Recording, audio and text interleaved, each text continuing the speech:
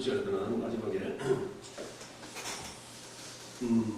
하나님 우편의 제의와 예수의 재림을 가르치는 하고죠. 재림은 예수의 승귀의 마지막 단계라고 말씀드렸었고, 재림의 심판과 성경적 예언, 그리고 재림의 시기, 어떻게 재림을 하시는가 하는 부분에 우리가 지금 그 부분을 알아보겠습니다. 자, 재림의 징조들 부분에 있어서 지금 몇 가지 쭉 하고 있죠. 도중에 좀 시간 없었는데,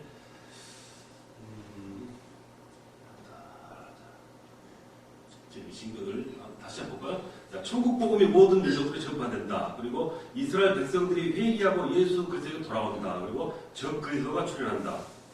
배도하게 된다. 즉 신앙의 길을 벗어나는 어떤 배도의 의미죠 이게. 그리고 전쟁, 기근, 지진 등 자연재해가 빈번해진다. 그리고 거짓 선지자들, 거짓 그리스도, 사이비 종교가 출현한다. 그리고 국가 간의 전쟁, 민족 간의 전쟁, 난리가 빈번히 일어난다. 다 성경에 나온 말씀을 가지고 지금 증거하고 있는 것입니다. 자, 그 다음에는 성도들이 핍박과 환난과 순교를 당한다고 했습니다. 특히 7년 대환란 기간 동안에는 심한 핍박을 받게 된다 하는 것입니다. 성도들이 많은 박해와 어떤 고난을 받을 수 있는 어떤 그런 시기가 이른다 하는 것. 이것도 지금 예수 오기 전, 재림 전에 나타날 수 있는 하나의 징조다 이렇게 구분하고 있는 것입니다. 그리고 전체 무서운 징조들이 일어난다. 자, 우주 하늘의 어떤 그런 전체계에서 많은 이상과 징조들이 이렇게 나타난다 하는 것도 하나의 어떤 예수님이 오실 날에 대한 그 미리 우리 느낄 수 있는 징조로 생각할 수 있는 부분이 바로 이것 또한 하나의 부분이다라고 말씀드립니다. 그리고 예루살렘이 포위된다라는 말씀도 나와 있는 부분이죠. 역사상 예루살렘은 빈번히 주변의 강대국들에게 포위당하고 점령도 당했으나 예수 그리스도의 재림이 임박할 무렵에는 예루살렘과 이스라엘이 아랍 국가들과 동맹 국가들에게 포위당하고 세계의 대전으로까지 이래 된다 이렇게 바라보고 있는 것입니다. 예측하고 있는 것이죠. 그리고 21세기에 들어선 지금 중동에 보면은 지구상의 가장 화약고라고 그러죠. 전쟁이 일어날 수 있는 가능성이 제일 많은 것이 지금 이스라엘 지역의 주위의 나라다 이렇게 말하고 있는 것입니다. 자, 그래서 전개되고 있는 각종 전쟁들은 예루살렘과 이스라엘을 중심으로 하는 세계 대전의 전주곡이라 할 수 있다. 이 또한 예수님에 대한 재림 전의 징조다 이렇게 말씀을 하는 것입니다. 그리고 재림과 대환란이죠. 대환란이란 주님 재림 전에 있을 큰 환란을 말합니다. 인류 역사상 전무후무한 환란이 다가올 것이다. 이런 환란이 있으면 분명히 예수님 오실 날이 멀지 않구나 하는 것도 우리가 어떤 우리가 가지고 있는 신앙의 시각으로 바라볼 수 한다라는 말씀이 되겠죠. 자, 이 환란은 여호와의 날 그리고 마지막 때 세상 끝 그의 심판의 시간 진노 여호와 복수의 날 정한 종말 등 여러 가지로 표현이 되고 있습니다. 그래서 예수님께서도 대환란에 관해서 예고하시기를 이는 그때 큰 환란이 있겠습니다. 창세로부터 지금까지 이런 환란이 없었고 후에도 없으리라. 그날들을 감하지 아니하면 모든 육체가 구원을 얻지 못할 것이나 그러나 택하신 자들을 위해서 그날을 감하시리라 하는 말씀이 마태복음에 나와 있습니다. 이런 부분도 지금 예수님이 오기 전에 큰 환란이 있을 것이다 하는 부분에 있어서 증거의 말씀이 되는 것입니다. 자, 핵무기와 대환란. 자, 핵이란 부분을 자주 우리가 마지막 말세에 비해서 잘 다루는 어떤 한 주제가 되지요.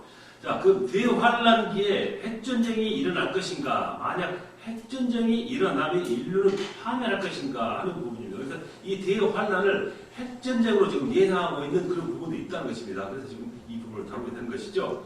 자, 인류 심판의 하나로 핵무기가 사용되는 것에 대한 논란이 있으나 예수님의 재림의 여러 가지 징조들이 나타나고 있는 가운데 심각하게 생각하고 기도할 일이다. 이것 또한 대환란의 어떤 수단으로 우리에게 다가올 수 있다는 것입니다. 그렇기 때문에 우리 이 부분에서도 많이 기도를 해야 한다라고 우리가 지금 풀이하고 있는 것이 되겠어요. 자, 핵무기는 확산이 되어서 미국, 물론 러시아, 영국, 프랑스, 중국, 인도, 파키스탄, 이스라엘 등이 현재 지금 핵무기 보유 국가가 돼 있고 지금 이란도 지금 핵무기 박차를 하고 있죠. 더불어서 북한도 지금 핵을 절대로 포기하지 않고 지금 계속 진전하고 있는 그런 상황이 되고 있는 것입니다. 자, 확산되는 핵무기는 인류의 최대 위협이죠. 인간은 완전하지 않아요. 이성이 온전하지 않을 수가 있는 것입니다. 만약 나라의 국가 지도자들, 전쟁을 감수하고 있는 그런 인물들이 혹여라도 잘못된 어떤 그런 사상과 어떤 그런 결정을 내린다면 큰 핵전이 일어날 가능성이 있다는 것입니다. 자, 이렇게 인류 최대 위협을 주고 있는 것이 바로 핵무기죠. 핵전쟁은 일어날 것인가 하고 많은 정치학자들은 핵전쟁을 예고를 하고 있습니다. 자, 그래서 요한계시록 8장에 피 섞인 우박과 불이 나와서 땅에 쏟아지매 땅의 3분의 1이 타버리고 수목의 3분의 1도 타버리고 각종 푸른 풀도 타버렸더라 이렇게 말하죠. 자, 그래서 불 붙는 큰 산과 같은 것이 바다에 던져지매 바다의 3분의 1이 피가 되고 이렇게 말합니다. 그리고 또 횃불같이 타는 큰 별이 하늘에서 떨어져 강들의 3분의 1과 여러 물샘이 떨어지니 물의 3분의 1이 쓴쑥이 되매라고 말씀하고 있는 것입니다. 그 당시 이 글을 썼을 때 한 그런 이런 말씀이 있을 당시에는 이 핵이라든가 어떤 그 전쟁이라든가 어떤 그런 것은 상상할 수 없이 낙후된 시대였을 거예요. 과학이라는 게. 그렇지만 현재 와서는 지금 이 말씀이 지금 현실로 이루어질 수 있는 가능성이 여러 개 있다는 것입니다. 전쟁에 의한 것, 그리고 물이 오염되고 자연이 오염되는 것은 핵전쟁에 의한 그 방사능 등이라든가 안 좋았던 물질들이 이 땅을 더럽히거나 오염시켜 볼 수 있다는 가능성을 벌써 이전에 예언에서 이렇게 글로 썼다는 것입니다. 그렇기 때문에 이 핵전쟁도 어떤 그 부분에 대한 풀이로 될 수 있다라고 우리가 조심히 해석하는 것입니다. 자, 그리고 인간이 고통의 절정에서 도망가려 해도 그날에는 사람들이 죽기를 구하여도 죽지 못하고 죽고 싶으나 죽음이 그들을 피하려다. 아주 환란의 이렇게 어려움을 인간 세계에 이렇게 닥쳐오는 어떤 부분적인 얘기를 해주고 있다는 것입니다. 자, 그렇다면 이제 주님이 오십니다. 그러면 재림의 목적은 어디에 있을까요? 하고 우리 목적에 대해서 한번 우리가 정리를 해볼 필요가 있습니다. 자, 가장 먼저 성도들의 구원의 완성을 시키겠습니다. 아까 말씀드렸듯이 구원은 진행 단계지만은 우리 주님께서 오셔야만이 구원의 완성이 말려진다 하고 말씀드렸었죠. 그래서 성도들의 구원을 완성시키기 위하여라고 재림의 목적으로 우리가 감히 말할 수가 있습니다. 히브리서 9장 28절 말씀에 구원에 이르게 하기 위하여 죄와 상관없이 자기를 바라는 자들에게 두 번째 나타나셨니라고 했습니다. 즉 예수 그리스도의 재림의 목적은 믿는 자들의 구원의 완성을 위함이라 이렇게 말씀합니다. 자, 예수님이 초림 목적 2000년 전에 오셨을 때 그때입니다. 초림의 목적은 죄인들을 용서하시기 위해서 십자가의 제물이 되기 위해서 오셨지만 두 번째로 오셔 나타난 재림의 목적은 자기들의 백성들을 부활시키고 영화롭게 합니다. 라고 이렇게 재림의 목적을 다시 이렇게 풀이해서 우리에게 설명하고 있습니다. 자, 그 다음은 성도들에게 영광을 받으시기 위해서 재림하신다. 라고 우리가 그 목적을 이렇게 조심스럽게 풀이해볼 수 있습니다. 자, 예수 그리스도는 성도들을 죄에서 구원하시고 성령으로 새롭게 하시는 놀라운 업적과 또 재림이라는 기이하고 아름다운 일, 정말 재림이라는 일은 우리가 감히 인간으로서는 아름답고 기이하다고 볼 수밖에 없어요. 자, 과거에 승천하신 예수님께서 어떤 모습으로 오실까 하는 감히 우리가 성경에 의해서만 상상하지 그 이상까지 우리가 짐작할 수 없다는 그런 말씀입니다. 그렇기 때문에 기이하고 아름다운 일이다라고 우리가 재림에 대해서 이렇게 표현하고 있죠. 그리고 성도들을 부활시키고 공중으로 올리셔서 주를 영접하게 하시는 일, 그리고 영생을 주시는 감격스러운 일도로 예수 그리스도의 영광을 돌리며 찬양을 올리게 하는 것입니다. 그 부분도 또한 역시 재림의 목적이다 이렇게 생각하는 것이죠. 자, 재림의 목적 또 하나, 마귀를 도말하시려고 합니다. 공중 권세를 잡고 악을 행하는 마귀는 거짓과 파괴의 계수로 예수님을 십자가에 못 박고 성도들을 핍박하고 죽이며 하나님의 나라가 이룩되는 것을 회방하고 있죠. 그래서 예수님은 재림하셔서 이러한 마귀를 심판하시고 불목 가운데로 던져주실 것이다. 재림의 어떤 목적이죠. 예수님께서 오실 때 바로 이와 같은 어떤 일도 이루게 하심을 또 우리가 바라볼 수 있어야 한다라고 말씀을 드린 것입니다. 자, 그 다음에 세상을 심판하시기 위해 또한 재림을 하신다라는 말씀 되겠죠.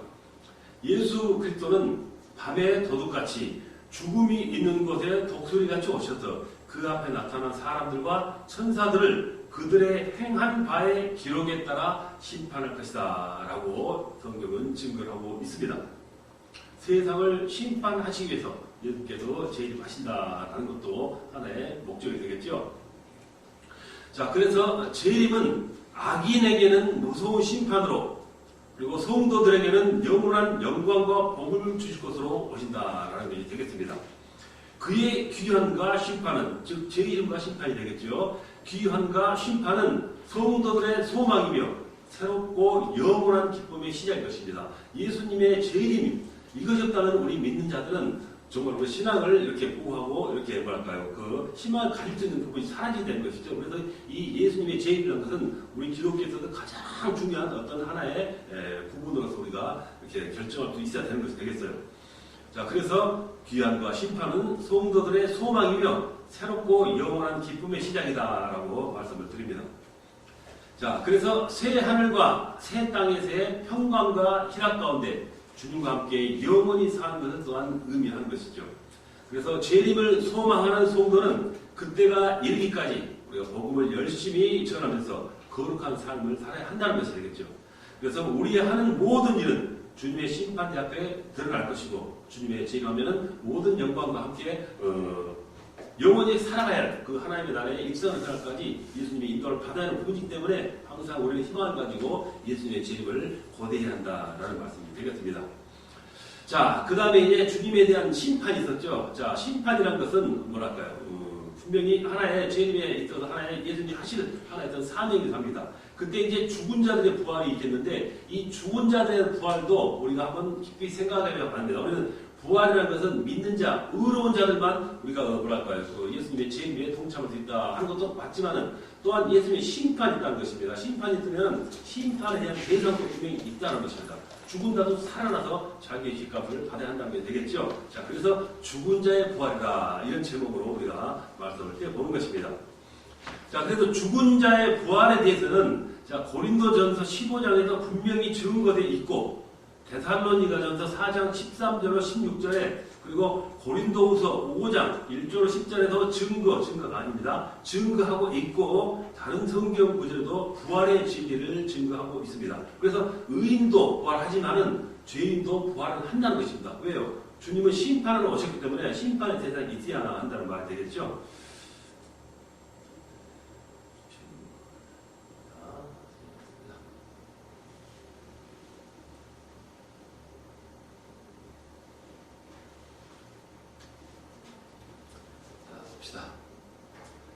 그래서 이 죽은 자의 부활이 있어서 죽은 자의 부활은 삼위 하나님의 역사입니다.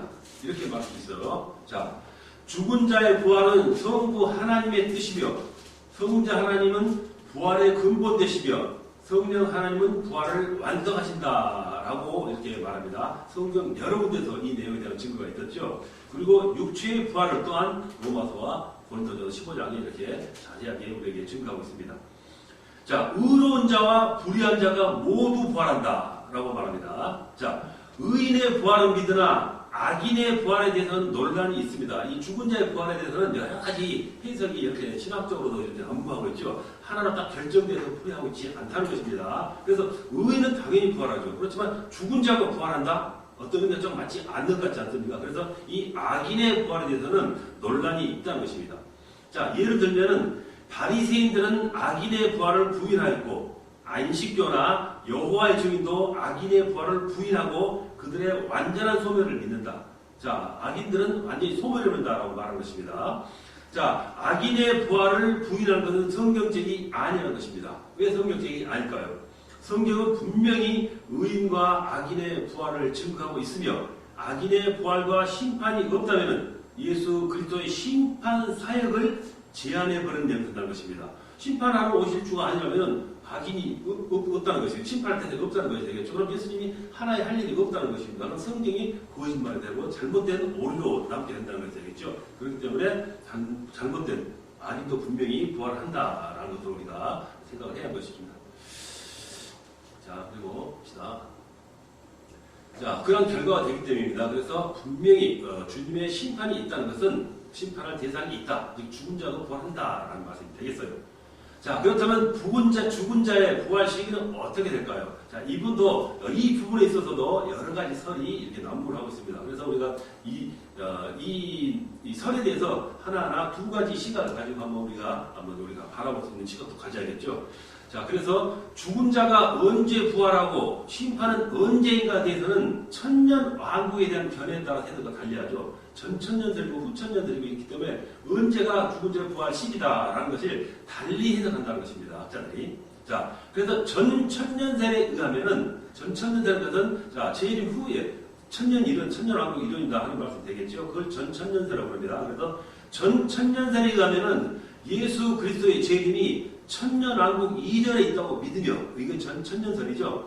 천년왕국 전에 성도들이 부활하여 천년 동안 왕도한다 이렇게 해석한다는 것입니다. 또 이와 반대로 후천년설에 의하면 천년왕국이 있다고 믿으나 그 기간을 천년이라는 숫자에 국한시키지 않고 천년을 그냥 영적 상징적으로 일단 이렇게 해석한다는 것입니다. 천년왕국은 지상에서 이미 시작됐다라고 이렇게 풀이하는 게 또 후천년설이죠. 약간 다른 해석입니다. 자, 그래서 종교 개혁자 칼빈은 문자적인 천년 메시아 왕국을 반대하였고 개혁파 신학자들 사이에도 전천년설, 후천년설 그리고 무천년설에 대한 의견 일치를 보지 못한다는 것입니다. 자, 그래서 전천년설과 죽은 자의 부활은 어떻게 이루어진가, 어떻게 주장하고 있는가, 해석하고 있는가 하는 것을 한번 여러분께 살펴보도록 하겠습니다.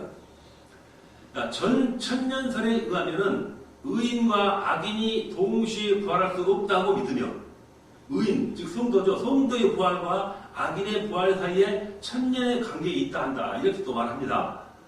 자, 모든 성도들은 주님 강림하실 때 순식간에 변화되어 공중에서 주를 영접할 것을 믿습니다.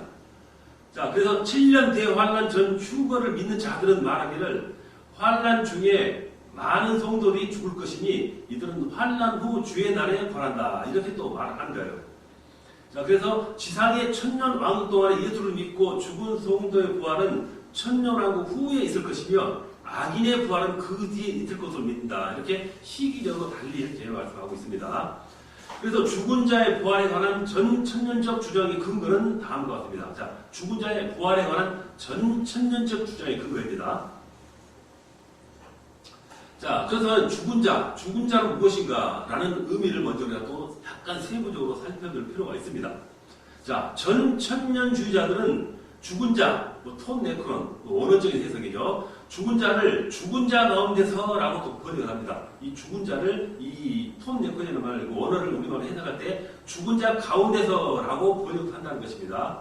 이는 성도의 부활 후에도 많은 죽은 자들이 무덤에 남아 있음을 암시한다는 것입니다.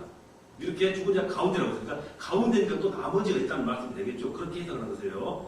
그러나 보스 신학자는 톰 네크로를 죽은 자 가운데서라고 해석하는 것을 반대했어요. 이렇게 다르죠. 그러면은 죽은 자의 상태라고 번역하는 것이 타당하다고 이렇게 의견을 달리하는 것입니다. 자, 다시 말하면은 톰 네크로는 그 표현이 전천년설주의가 주장하는 성도의 부활이라기보다는 일반적인 뜻으로 해석한다는 것이다. 이렇게 각기 편이 약간 오차가 있는 그런 해설을 주장하고 있다는 것이 되겠죠.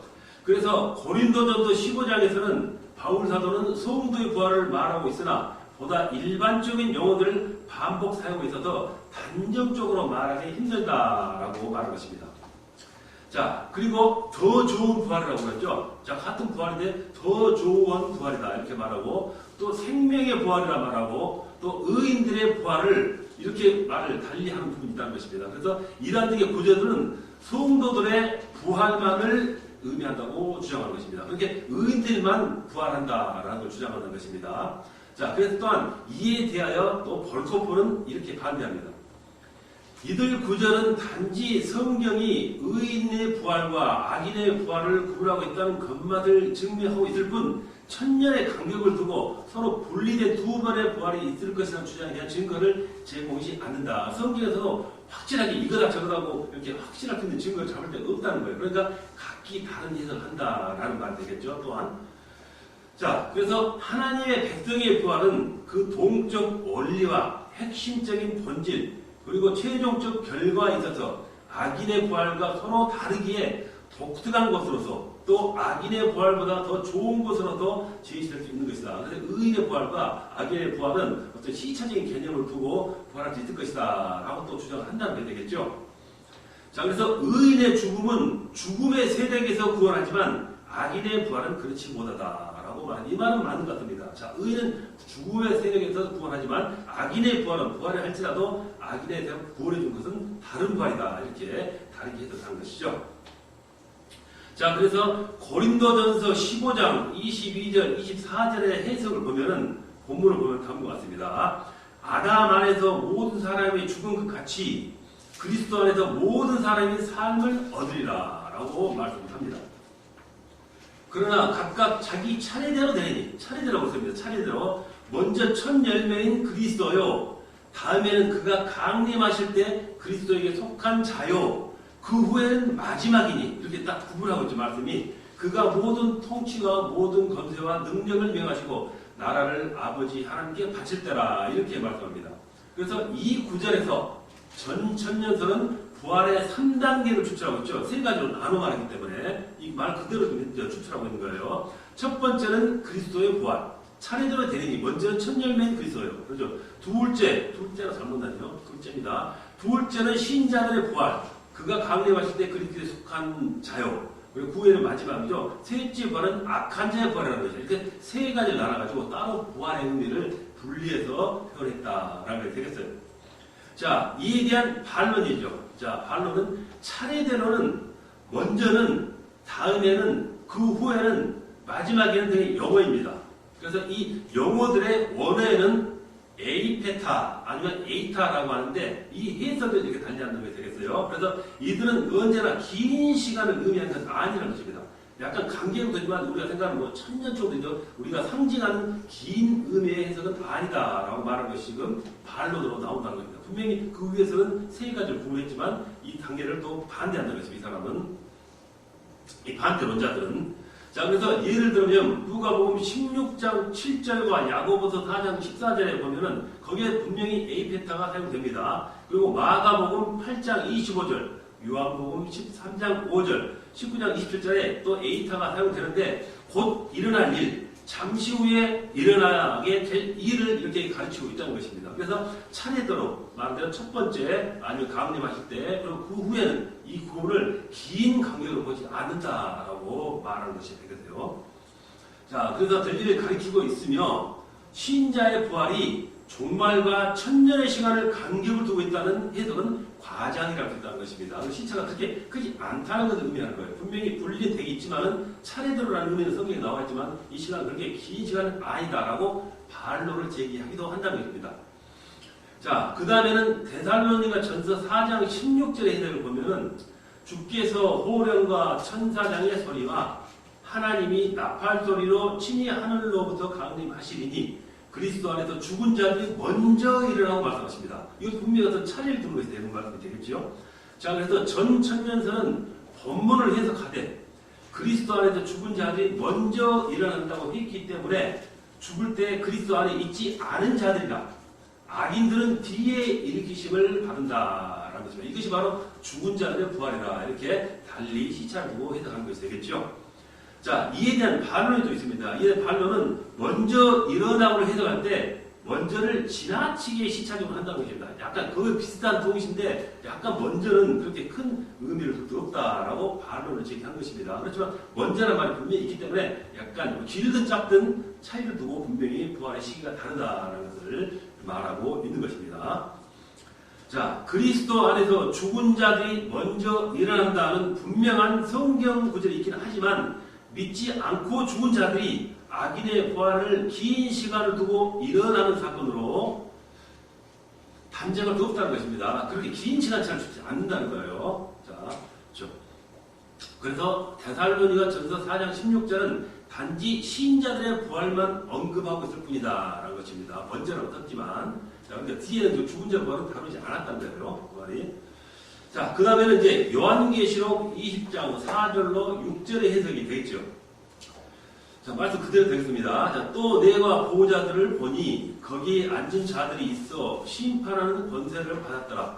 또 내가 보니 예수를 증언함과 하나님의 말씀 때문에 목배임을 당한 자들의 영혼들과 또 짐승과 그 우상에게 경배하지 아니하고 그들의 이마와 손에 그의 표를 받지 아니한 자들이 살아서 그리스도와 1000년 동안 왕노릇하니 그 나머지 죽은 자들은 그 1000년이 차기까지 살지 못하더라. 이는 부활이라. 이 첫째 부활에 참여하는 자들은 복이 있고 거룩하도다. 둘째 사망이 그들을 다스릴 권세가 없고 도리어 그들이 하나님과 그리스도의 제사장 되어 1000년 동안 그리스도와 더불어 왕노릇 하리라 라고 말합니다.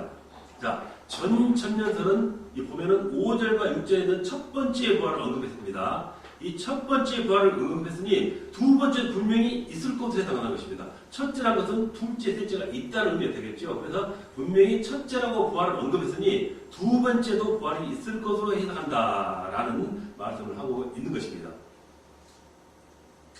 자, 그래서 전천년설을 전천년설에 대한 반론을 제기한 무천년설, 천년설이 없다라고 하면 무천년설이겠죠. 그에 가면은 첫째 부활이 육체적인 부활인지 또 반문을 한 거예요. 자, 그래서 앞서 말씀드린 4 내지 6절의 광경은 지상이 아닌 하늘의 장면이며 몸의 부활을 의미하지 않는다. 이렇게 또 이 말을 가지고 또 이렇게 반론을 제기하고 반문을 한 것이죠. 자, 그래서 신학자 벌코프는 살아서 왕노릇 그와 같은 것들은 영혼들에 대해서 말한 것이며 첫 번째 부활이라 함은 그리스도와 함께 살아서 왕노릇한 것이라 말한 것입니다. 이게 첫 번째 부활한 것이죠. 즉 왕노릇은 천상에서 성도들이 그리스도와 함께 다스리고 있는 현상을 말한다. 이렇게 그 부활에 대해서 이렇게 해석하고 있죠. 자, 보스 박사도 첫째 부활은 성도들이 죽어서 그리스도와 함께 될 영광스러운 상태로 들어가게 된 것을 말한다고 주장합니다. 우리가 익히 알고 있는 그 부활에 대한 의미가 되겠죠. 자, 무천년설에는 이중 부활의 개념이 없고, 즉 첫째, 둘째 개념이 없다는 것입니다. 이중 부활의 개념이 없고 계시록과 같이 상징적으로 가득한 책에서는 이중 부활을 증거하는 것은 어렵다고 한다라고 이렇게 또한 반론을 제기합니다. 자, 그래서 무천년설은 의인과 악인의 부활을 함께 언급하는 곳에서는 두 사건이 시간적 차이를 두고 일어남을 암시한다는 사실을 중요시한다라고 이렇게 말하고 있습니다. 자, 두 번째로 이제 전천년설만 들었었죠. 이번에는 무천년설과 죽은 자의 부활입니다. 지금 죽은 자의 부활을 가지고 시차적 의미를 가지고 여러 가지 견해가 다르다는 것을 지금 말씀드리고 있죠. 자, 그래서 무천년설에 의하면은 죽은 자의 부활은 재림, 주의 날에 이 세상의 종말과 동시에 일어나고 성경의 말씀을 가지고 인용하는 것입니다. 죽은 자의 부활을 단일 사건으로 본다는 것입니다. 악인과 의인의 구별을 천년으로 보지 않는다는 것입니다. 그래서 무천년설의 주장을 하겠죠. 무천년설은 데살로니가후서 1장 7절로 10절을 들어서 부활의 단일성을 주장합니다. 자, 주 예수께서 자기의 능력의 천사들과 함께 하늘로부터 불꽃 가운데 나타나실 때 하나님을 모르는 자들과 우리 주 예수의 복음에 복종하지 않는 자들에게 형벌을 내리시리니 이런 자들은 주의 얼굴과 그 힘의 영광을 떠나 영원한 멸망의 형벌을 받으리로다. 그날에 그가 강림하사 그의 성도들에게 영광을 받으시고 모든 믿는 자들에게서 놀랍게 여김을 얻으시리니 이는 우리의 증거가 너희에게 믿어졌음이라. 이렇게 말합니다. 자, 앞서 드린 말씀에서 7절에 나타나심과 8절과 9절에 악인 심판, 그리고 10절에 강림하다가 모두 동시적인 것이라 라는 사실을 주목하고 있습니다. 앞서 드린 말씀은 그렇게 해석할 수 있다라는 것입니다. 그래서 이 말씀을 가지고 무천년설 주의자들은 이렇게 해석한다라는 말씀을 하고 있는 것이죠. 자, 그런데 신자들의 부활은 주님의 재림과 바로 연결되어 있고 신자들의 부활뿐만 아니라 세상의 종말이 마지막 날에 있을 것이라고 제시되어 있으니 모두 동시적인 사건이랄 수 있다라고 또 말씀하는 것입니다. 이걸로 이렇게 달리 말씀을 가지고 증거를 하고 있는 것입니다. 자, 그 다음에 후천년설과 죽은 자의 부활입니다. 지금 전천년설, 무천년설, 이거는 이제 후천년설에 대한 부활과 죽음이죠. 그렇지만 후천년설의 죽은 자의 부활은 그렇게 광범위하게 다른 점이 없습니다. 보면은 전천년설과는 달리 후천년설은 주님의 재림이 천년기 후에 있을 것이라고 얘기하는 것이죠. 그래서 후천년설은 기본적으로 앞서 말씀드린 무천년설과 유사하게 볼 수 있다라고 우리가 생각하면 되겠습니다. 자, 그렇다면 이 부활의 시기에 대해서 우리가 요약을 해본다면은 우리 간단하게 또 해설할 수 있습니다. 자, 이 모든 것을 복잡하게 나열을 했었는데 방금 이 요약을 보면은 우리가 한 가지로 또 정리할 수 있는 부분이 있어요. 보면은 자, 무엇일까요? 자, 전천년설은 예수 재림 시 의로운 자들, 즉 성도들의 부활이 있고 세상 종말에 불의한 자들의 부활이 있다. 이렇게 전천년설은 주장하고요. 자, 무천년설은 양자가 함께 부활한다. 죽은 자 아니면 의인 성도들이 함께 부활한다. 이렇게 하고 있고 후천년설은 앞서 말씀드린 무천년설과 유사하다라고 시기적 차이를 두고 있어요. 그래서 분명히 의인도 부활하고 악인도 부활한다라는 것은 동일한 성격을 말하고 있는 것이죠. 자, 그렇다면 이제 심판하시러 오셨으면 이제 주님께 심판하시겠죠? 제일 마시고 심판하시는데, 그럼 우리가 이제 최후의 심판이라 이렇게 말씀할 수 있겠어요? 그렇다면 최후의 심판은 어떤 것일까? 어떻게 우리가 바라보고 해석할 수 있어야 할까 하는 부분인 것입니다. 자, 서로를 보면은 각 개인의 인생이 죽음으로 끝나듯이 이 세상의 마지막에는 대심판이 있다는 것입니다. 최후 심판이 있다는 게 되겠죠? 자, 한 번 죽은 것은 사람에게 정해진 것이요. 그 후에는 심판이 있으리니 히브리서에서 분명히 말했습니다. 자, 죽은 건 죽은 거지만 그 다음에 심판이 또 있다라는 것입니다. 그래서 바울 사도는 심판에 대해서 이는 우리가 다 반드시 그리스도의 심판대 앞에 나타나게 되어 각각 선악간에 그 몸으로 행한 것을 따라 받으려 함이라 라고 심판에 대해서 또 이렇게 말씀을 하고 있습니다. 자, 두 번째로는 최후의 심판을 진노의 날 이렇게 증거하고 심판의 날, 그리고 심판과 멸망의 날, 그리고 마지막 날, 여호와의 크고 두려운 날, 백보자 심판이라고 최후 심판에 관해서 이렇게 달리 성경에서는 표현하고 있어요. 그렇지만 의미는 다 같은 것이죠. 자, 그리고 사도신경에서도 예수 그리스도의 의한 대심판에 대해서 말하기를 저려서 죽은 자와 산 자를 심판하는 것이다. 이렇게 사도신경에 명백하게 말하고 있습니다. 그리고 또 웨스트민스터 신앙고백 33장 1절에 심판에 대해서 말하기를 하나님께서는 예수 그리스도로 말미암아 세상을 공의로 심판하실 날을 작정하셨다. 성부로부터 예수 그리스도께서 모든 능력과 심판하는 권세가 주어져 있는 것이다. 라고 웨스트민스터에서 우리에게 지금 예시하고 가르쳐주고 있는 것입니다. 자, 그렇다면 이 최후의 심판에 대한 성경적 증거는 어떤 말씀이 될까요? 한 보면 되겠죠? 자, 그래서 마태복음 25장에 보면은 예수님이 영광 중에 재림하셔서 심판하실 것을 예고하셨고 25장 31절에 그리고 모든 민족을 모으고 양은 오른편에 염소는 왼편에 두시며 그리고 의인, 즉 양은 영생에 염소, 악인은 형벌에 처한다. 이렇게 또 말씀을 하고 있습니다. 심판에 관한 부분이 되겠죠. 자, 그리고 마태복음 25장 외에도 성경은 예수 그리스도의 최후 심판에 대해 많은 증거를 하고 있으니 다음과 같다라고 할 수 있습니다. 자, 구약의 증거 보면은 시편 1편 5절에 나와 있고 96편 13절에 나와 있고 98편 9절에 나와 있습니다. 이것은 지금 읽지 못하니까 다음에 여러분들 한번 찾아보시기를 바라겠어요. 자, 그 다음 신약의 증거는 뭘까요? 바울 사도가 고린도서를 통해서 로마서를 통해서 사도행전을 통해서 바로 이 최후 심판에 대해서 또 증거를 하고 있고 또 산상수훈을 통해서 예수님께서 말씀하시는데 직접 바로 최후의 심판에서도 몸소 이렇게 증언을 하셨습니다. 마태복음을 통해서 25장 그리고 7장을 통해서 말씀을 하고 있었죠.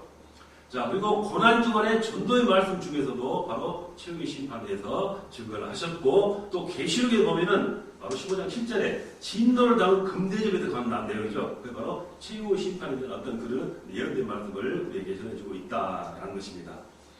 자, 그렇다면 이 최후의 심판의 성질은 어떤 것일까요? 알고 있겠죠? 자, 성질은 우리가 그 최후의 심판은 이제 마지막 심판이라고 볼 수가 있습니다.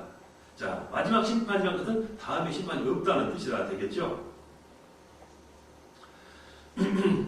자, 최후의 심판은 복음이 온 세계에 선포된 후 주님이 재림하시고 죽은 자들이 부활한 후 일어나는 마지막 심판이다. 최후의 심판 이전에도 여러 가지 심판이 있다. 물론 심판에 관한 부분이 있겠죠, 전에도. 자, 예를 들면은 개인과 국가의 흥망성쇠 섭리적으로 심판하신 일 등이다.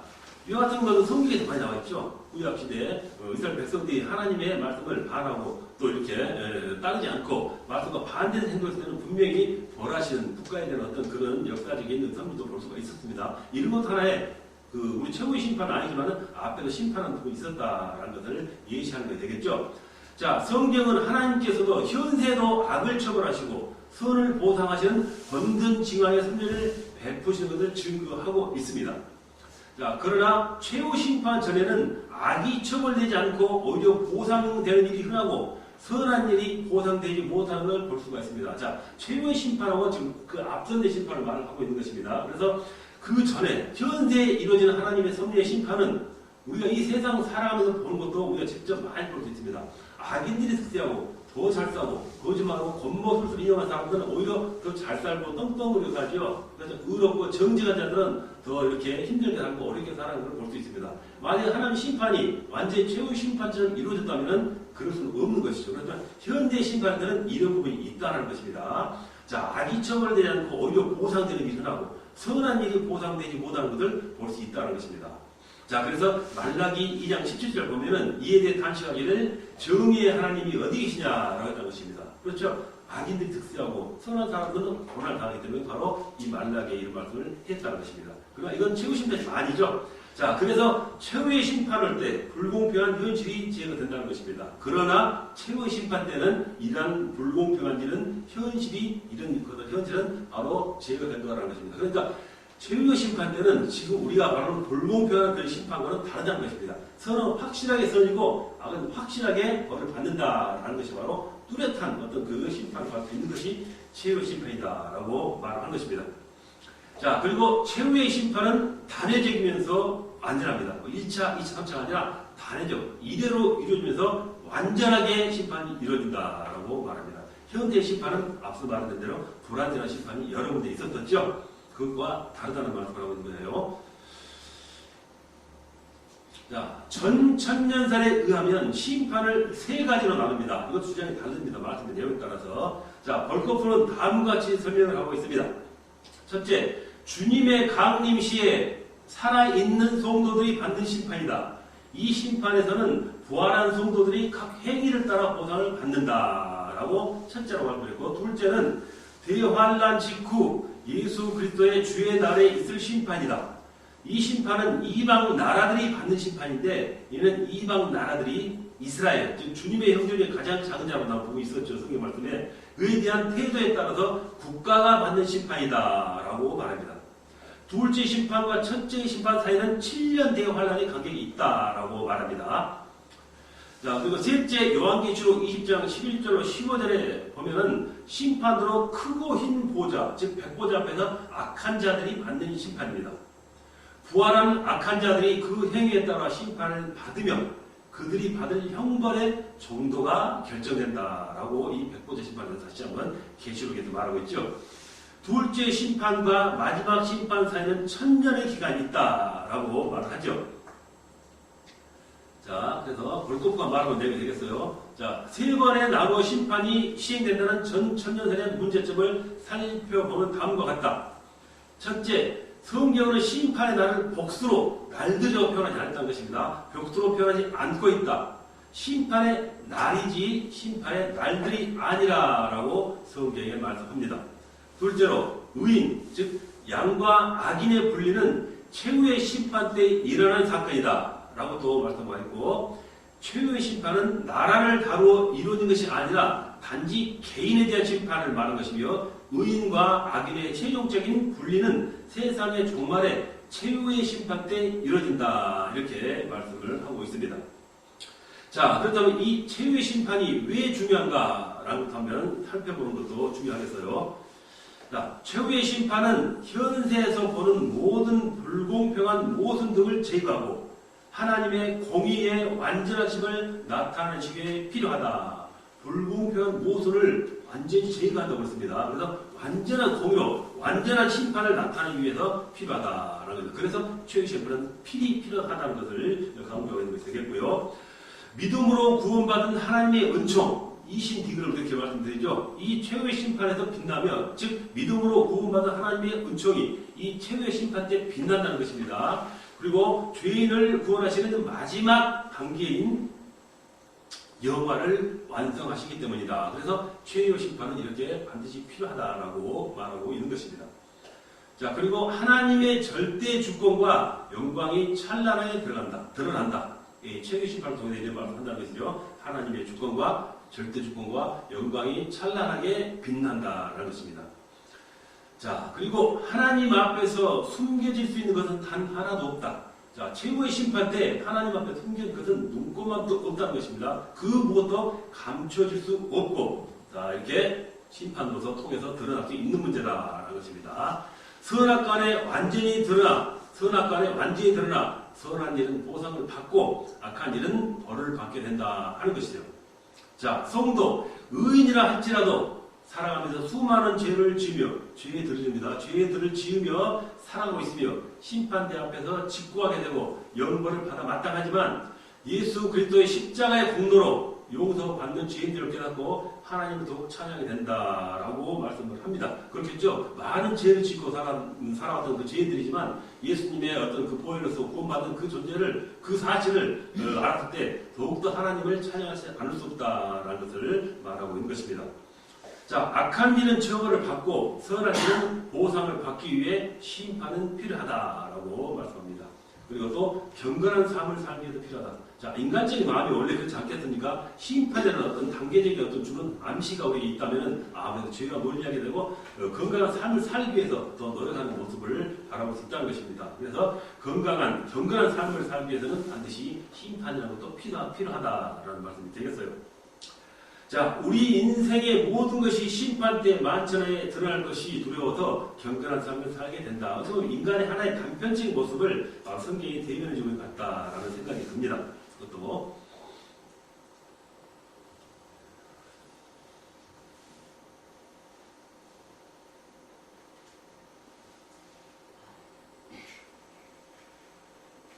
자, 다음으로 가볼까요? 자, 감리교 창설자 존 웨슬리죠. 이 존 웨슬리는 심판의 날을 심각하게 생각하면서 어떻게 하면 심판에 대비할 수 있고 거룩한 삶을 조직적으로 살 수 있을까 하고 생각하는 와중에 이 감리교를 창설하게 됐다는 말씀이 있습니다. 그런데 이 감리교 창시자 존 웨슬리는 이 하나님의 최후 심판, 이 심판에 대해서 깊이 생각하고 이것을 신앙생활에 도입해서 이 말씀을 가지고 이렇게 준비하는 과정에서 감리교를 창설하게 됐다라는 말이죠. 자, 그리고 심판을 생각하면 죄 짓는 걸 삼가하고 지은 죄를 회개함을 살 수가 있다라는 것입니다. 그래서 심판에 대한 필요성을 또 역설하고 있습니다. 심판대 앞에서 모든 죄가 드러나지만 예수 그리스도를 구세주로 믿어 사함을 받게 되는 것이므로 위로를 받으며 또 새로운 삶을 살게 있게 한다라고 우리에게 심판을 통해서 우리의 길을 인도해 주신 분도 있다라는 말씀이 되겠어요.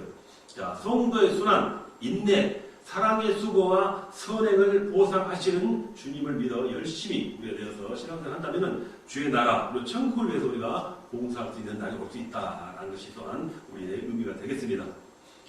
자, 이렇게 최후의 심판을 우리가 역설했었는데 이 최후의 심판을 또 부인하는 잘못된 견해들이 있습니다. 자, 왜 또 최후의 심판을 부인할까요? 그런 말씀이 되겠죠? 자, 왜냐하면 최후의 심판은 비유적이라는 뜻입니다. 현실이 아니라 비유에서 나타낼 수 있는 것을 우리가 최후 심판으로 한다라는 것입니다. 현실이 아니고 비유에서 나타날 수 있는 부분이라는 것을 말씀하고 있어요. 그 또 다른 잘못된 견해가 되겠죠. 자, 누가 그랬냐면은 슐라이어마가 이런 등 독일 학자가 뭐라고 말했냐면은 마지막 심판에 관한 성경의 모사는 세상과 교회의 최종적 분리에 대한 상징적인 비유적인 표현이다 이렇게 강조했습니다. 그래서 최후의 심판은 비유적이지 현실이 아니다라고 말한 것이죠. 그러나 비유설, 즉 상징설이죠. 이런 문제점은 최후의 심판이 법정적이며 인간의 최종 상태를 결정하고 선언하는 공식적, 정식적, 그리고 최종적인 심판으로 성경에 명시된 것을 부인하는 것이다. 그렇기 때문에 분명히 이 말은 잘못됐다라고 판단할 수 되겠습니다. 그리고 심판은 내적인 행위라는 것. 자, 자유주의 신학자입니다. 자, 신앙에서 자기 마음대로, 자기 이성으로 해석하는 그런 신학자들을 자유주의 신학자라고 그러죠. 자, 이들은 최후의 심판을 미래의 어떤 시점에 일어나는 행위가 아니라 신적 심판은 내재적이라는 거예요. 내재적, 내 마음적이라는 일이라는 것입니다. 세계의 도덕적인 질서에 결정되고 역사 속에서 또 내면 생활 속에서 의식 속에서 그러한 세계에서 심판이 이루어진다는 것입니다. 내 내면이라든가 역사적인 현실 속에서 심판으로 나타나지 우리가 주장하는 예수님의 재림 때 다가올 그런 최후의 심판은 받아들이지 않는다는 소리입니다. 잘못된 것입니다. 자, 쉘링도 세계의 역사는 세계 심판이라고 역사가 심판한다라는 주장을 잘못된 것을 하고 있어요. 이렇게 하면서 심판이 역사의 과정에서 내재적으로 이루어지고 있다라고 주장을 합니다. 자, 이렇게 역사 속에서 인과관계에 의한 보험적인 공의가 나타나서 악이 처벌되고 선이 보상되는 것도 사실이지만 물론 정치에 있긴 있습니다. 이와 같은 자연적인 도덕적인 질서 가운데 일어나는 음보나 공의는 제한적이며 완전하지 못하다는 것입니다. 즉 하나님의 공의에 의한 어떤 역사적인 심판은 아니라는 것입니다. 자, 성경에는 분명히 미래에 외적으로 가시적인 최후의 심판이 있음을 분명하게 말씀하고 있고 우리 계시를 해주고 있습니다. 오직 예수 그리스도에 의한 최후의 심판을 통한 완전한 응보와 공의가 이룰 수 있다라는 거죠. 이게 바로 장차 다가올 현실적으로 다가올 최후의 심판이다 이렇게 말을 하고 있습니다. 자, 그 다음 최후의 심판은 불필요하다는 설이 있습니다. 이것도 분명히 최후의 심판을 반대하는 하나의 설이 되겠죠. 자, 사람이 죽을 때 각 사람의 운명이 결정되는 것이니 곧 예수 믿고 사망하면 구원이 있고 불신자가 죽으면 멸망을 당하는 것이니 최후의 판단은 이미 이루어진 것이며 최후의 심판은 불필요하다는 것입니다. 어떻게 보면 그렇다는 말씀이 될 것 같지만 실제로는 다른 말이 되겠어요. 자, 최후의 심판은 개개인의 영원한 미래를 결정하지만 심판의 목적은 운명의 결정과 함께 모든 이성적 피조물 앞에서 하나님의 영광을 선언하며 그의 찬란한 거룩하심과 의를 나타내시고자 함이며 그의 무한하신 은혜와 자비를 보이시기 위함이다 라고 말하고 따라서 심판 불필요서는 하나님의 섭리를 이해하지 못하는 데서 나오는 결과라고 할 수 있다라는 말이 되겠어요. 자, 조금 더 할게요. 자, 그리고 최후의 심판은 없다는 설이 있습니다. 무슨 최후의 심판이 있냐? 이건 없는 사실이다라고 말하는 것이죠. 극단적인 자유주의 신학자들은 무신론자들은 심판이 없으며 지옥의 형벌도 없다라고 주장하죠. 그러나 이들은 성경이 하나님의 말씀인 것을 믿지 않으며 또 창조하시고 섭리하시는 하나님도 믿지 않는 그들의 신관과 내세에 관해 근거한 것이니 우리가 솔직히 말하면 그들과 이 문제를 가지고 논의할 대상이 아니라는 것입니다. 그들도 분명히 심판을 받을 것인데 그들은 잘못된 현실을 가지고 있고 잘못된 선을 가지고 그걸 바라보면서 살아가고 있다는 것이 되겠어요. 자, 그 다음 신을 부인하는 철학자들 당연하겠죠. 신을 부인하는 철학자들인데 어떻게 최후의 심판을 믿을 수 있겠습니까? 이 말씀이 되겠어요. 자, 장폴 사르트르는 이 같은 인물들이죠. 그 외에 여러 가지 신을 부인하는 철학도 많은데 대표적인 사람이 장폴 사르트르인데 이 같은 실존 철학자들은 인생은 무의미하고 역사에는 도덕적 의미가 없고 신의 법에 의한 심판도 없다고 주장하는 거예요. 그러니까 신은 없다고 주장하는 것이죠. 자, 그것 또한 우리 니체는 아주 무신론주의의 무신론자죠. 인간 외에는 신도 없고 신의 심판도 그러므로 없으며 신을 대신한 초인이 있을 뿐이다라는 것입니다. 어떤 신적인 존재는 인간이 좀 특출나고 이렇게 초인적 능력을 가진 사람이 좀 특출한 뿐이지 신은 없다라고 말하는 인간이었던 것입니다. 이러한 사람들이 바로 최후의 심판을 부정하고 자기들의 잘못된 견해를 내는 것이다라는 것입니다. 자, 그 다음에 동양 종교들과도 최후의 심판을 가고 있는데 이거는 다음에 시간에 연결해서 같이 함께 공부하도록 하겠습니다. 여러분 수고하셨습니다. 기도하겠습니다. 하나님 아버지 감사합니다. 오늘도 인도하시고 우리를 또 어렵게 여기서 이제 하나님을 만나고 또 배울 수 있도록 허락해 주를 감사드립니다. 항상 사랑과 인도하심이 우리 안에 내재해 주셔서 성령님의 감동과 모든 지식을 습득할 수 있는 능력과 배움을 심어 주시옵소서. 항상 살아감에 있어서 주님의 길이 우리 길이 되게 하시고 주님의 능력이 우리 능력이 되게 하셔서 세대의 만방을 사랑으로 복음으로 접하실 수 있는 귀한 능력을 소유하는 우리 제자생들을 되게 하여 주시옵소서. 항상 그들의 앞날을 예배해 주시고 축복해 주시고 이끌어 주시옵소서. 감사드리며 우리 주 예수 그리스도 이름으로 기도합니다. 아멘. 여러분 수고하셨습니다. 감사합니다. 내용이 과목이 더 끝날 것 같죠? 잘하면 올해 이 기록물이 끝날 것 같기도 해요. 주님이 탄생하신부터 이 최후의 심판까지 왔더니